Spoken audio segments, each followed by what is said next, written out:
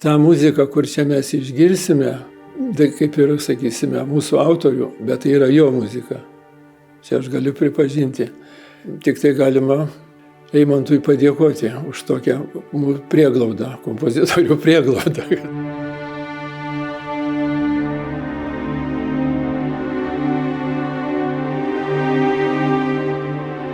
Bufetėlis, susitikom, pradėjom kalbėti apie pirosmanę, kažką, apie muzikinį garsą, kas čia galėtų būti. Kažkokį butelį išgėrėm, ar alaus, ar vyno, gal neprisimenu. Su juo bešnekėdamas pradėjau tą butelį pūsti.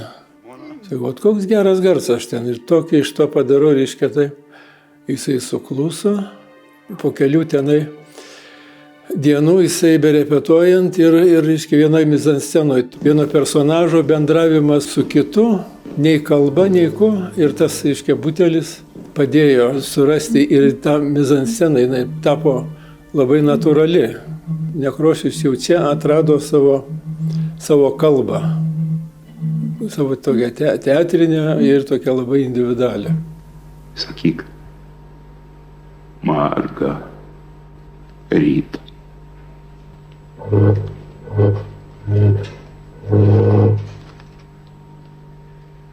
Ne taip sakai. Ir paskui būdavo, kai jau reiškia, atsiranda jau ten temos, jau kažkokie muzikiniai momentai, jis sakydavo, tas netinka. Ir viskas, čia nėra ko aiškintis, reiškia, yra. Būdavo tik tai, jis sakydavo, tą temą reikia tam spektaklį ten naudoti. Sakysim, pirosmanė ten buvo užuomina į Ravelio, reiškia, bolero.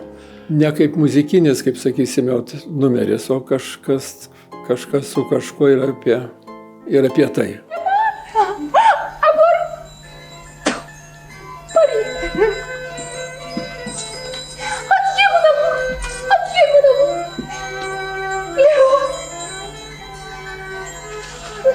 Man jisai kaip mokytojas tam tikrų dalykų. Plėtimas žodinės, reiškia, erdvės. Kaip, reiškia, pats tekstas, judesių tekstas, pauzės.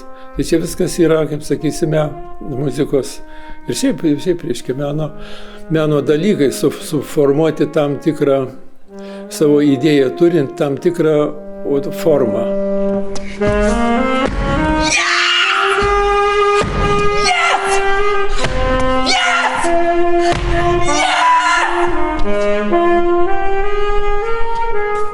Nekrošiaus būdavo, jeigu artistas yra, sakysime, repeticijoje scenoje, tai tu, reiškia, atėjai, tai tu ir dirb.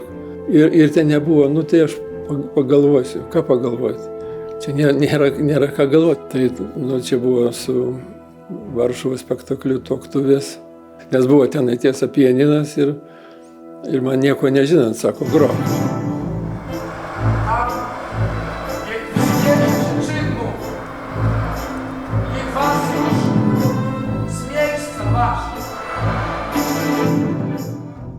Žmogui yra užduotis, reiškia, negalimybė paverčiama galimybė. Tai čia visas Nekrošiaus mokslas yra.